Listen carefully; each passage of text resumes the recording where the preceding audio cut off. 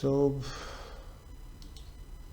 this agent state class has got different attributes. So inbox stores the list of emails that have been fetched.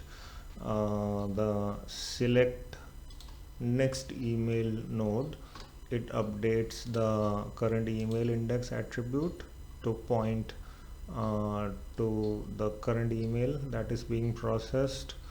The update run state node, this one, it updates the uh, email IDs that have been processed so far. So list of strings, this is what it updates. So the different nodes in the agent workflow update different attributes of the agent state as they execute their logic. And this agent state is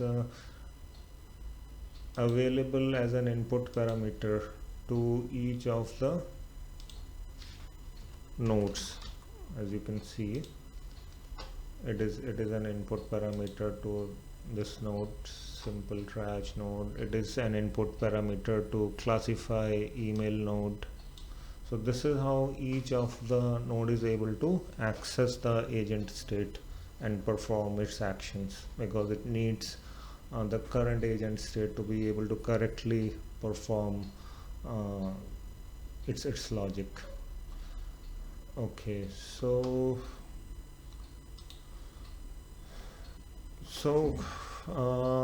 once the check for emails node moves the execution to select next email node, which basically moves the pointer to the current email being processed in the batch.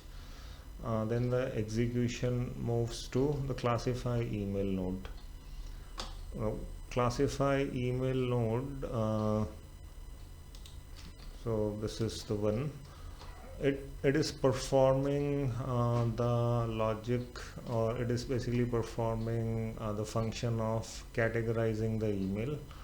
For this purpose, it has got a system prompt, a big system prompt, wherein we are instructing the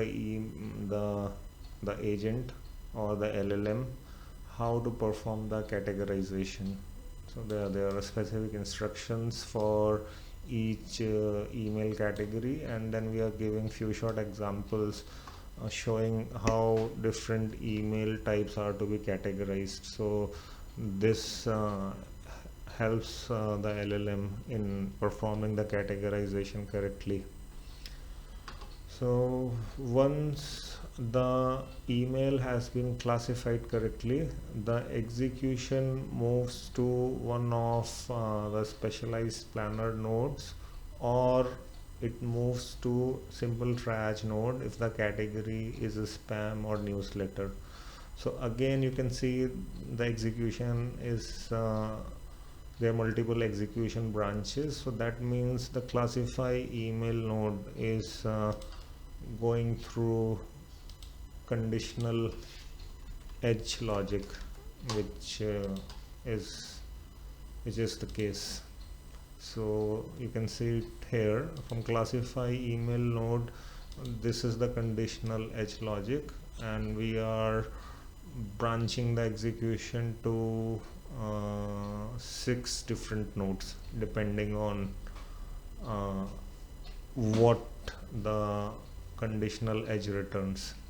So if the email has been classified as a meeting, then the execution goes to the meeting planner node. If the email has been classified as task, the execution goes to task planner node. Or if it is a spam or newsletter, the execution goes to simple triage node. So let's take a look at simple triage node first. So simple triage node, what it is doing, it is not making use of any LLM. So because the action it is performing doesn't need any intelligence. So for a spam email, it is moving that email to the junk folder, and for this it is just making use of the Outlook, the Microsoft Graph API. This is for Outlook. For other email providers, there will be different APIs for them.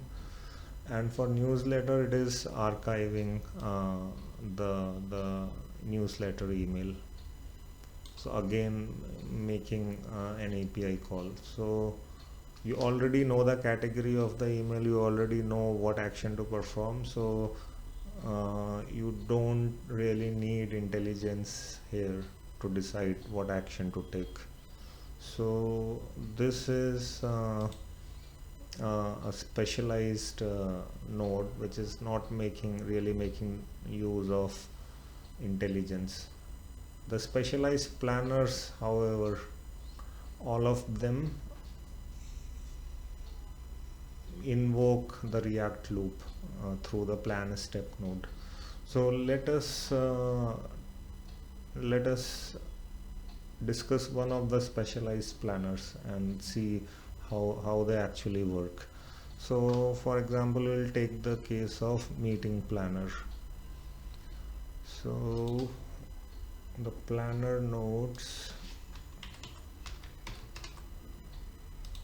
yeah, so this is the meeting planner node. What it does is it contains again a specialized system prompt. So we'll take a look at that. So this is the meeting planner system prompt, where we are giving the LLM specific instructions for the specialized task, this sub agent. So meeting planner you can consider as a sub agent, right? Because it is running the complete React loop and it has got its own system prompt. So it fits the definition of sub agent. So it has got its own system prompt that basically tells it how to create calendar invites and what exactly it needs to do for emails that are classified as meeting related. So you are telling it you are an expert meeting scheduler assistant, your goal is to extract all the relevant details, and we are giving it different instructions how to handle the dates. If information is missing, then it needs to ask the user for clarification. All of these instructions we are giving, and then we are giving it a one-shot example showing the LLM how to perform the creation, the task of meeting invite creation. So this is the system prompt, and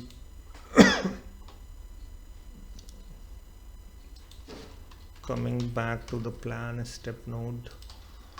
So what this planner does is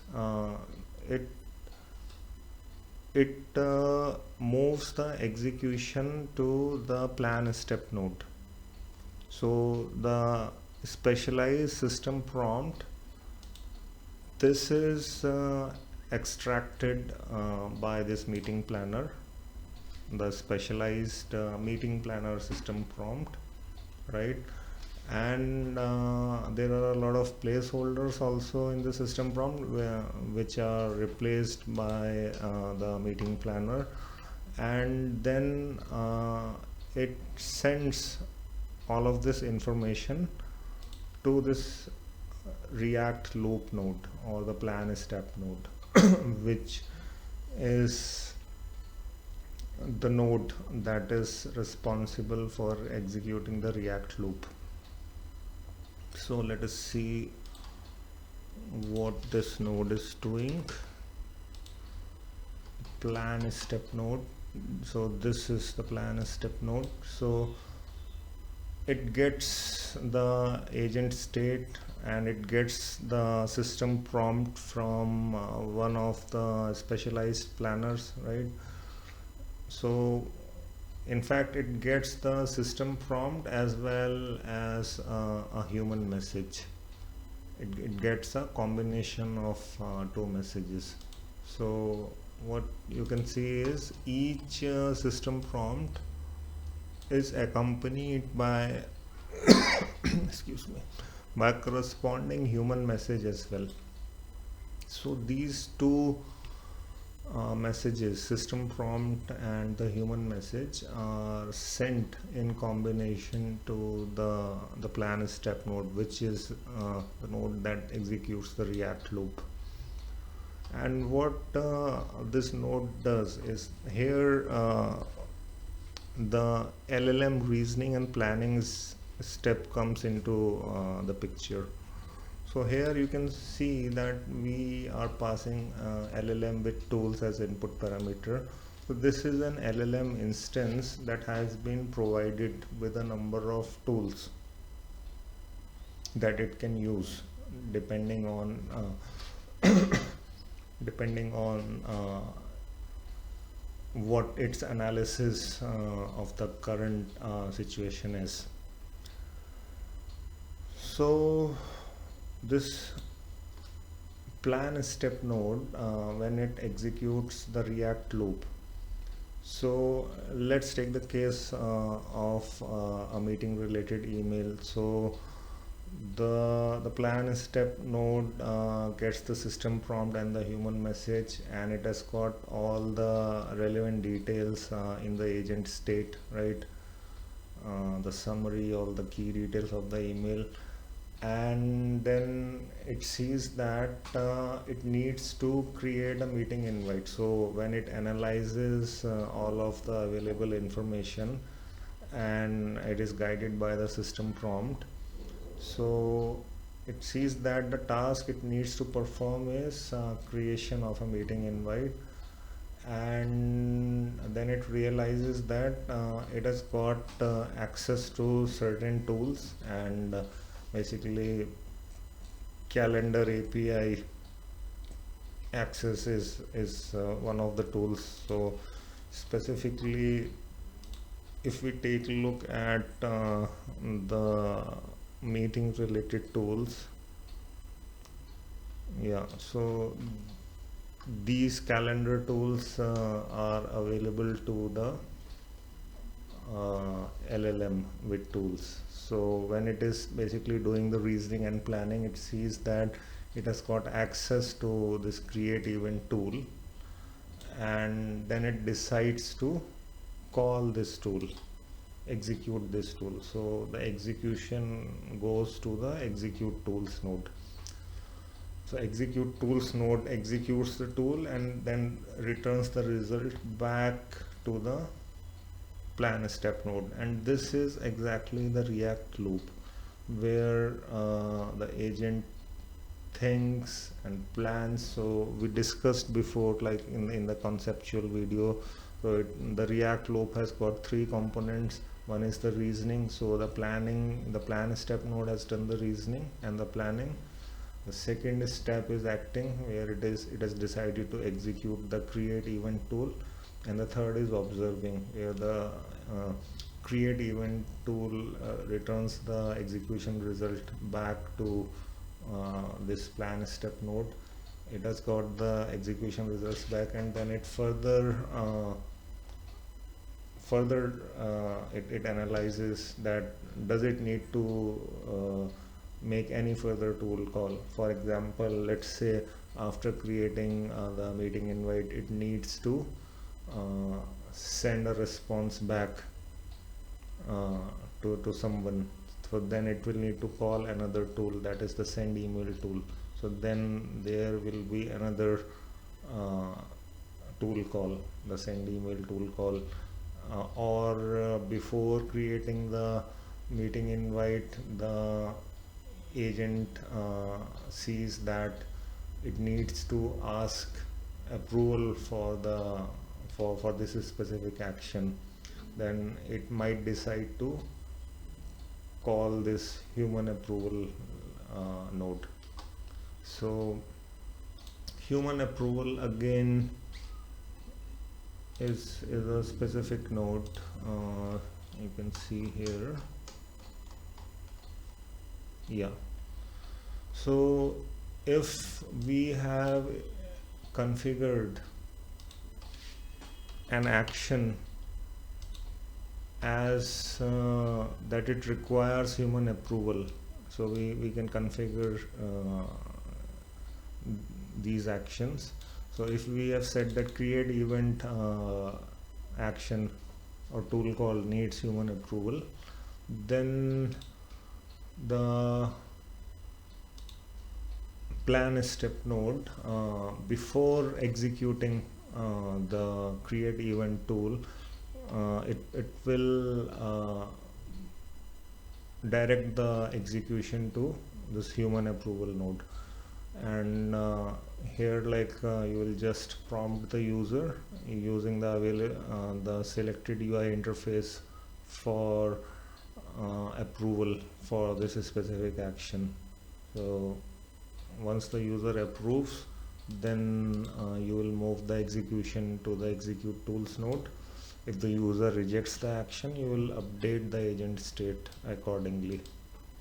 So this is how human in the loop mechanism is being used for human approval of critical actions. Okay, so we have seen the React loop in action. So once the human approves tool is executed and the task is achieved, so you go to end of email processing. That is that you have processed the email, that specific email, and then you execute the update run state node, which updates the agent state. What it does is it basically captures the processing summary for that email, because we need to show a summary report at the end. So for that specific email, a summary entry is created again in the agent state, and also it updates the processed email IDs, right? So this node performs this thing. So this is how the execution flow happens within the agent workflow, right? So again, we have different planners like task planner, invoice planner, priority planner, that are processing specific types of email, but again all of them are using this plan step node, which is basically using a React loop underneath to first reason and plan what it needs to do about that email, and it has got access to a number of tools. So by different tools execution, it is able to perform different kinds of actions and achieve the specific objective. And in between, if a human approval is required, it performs that as well. So this is the agent workflow in short.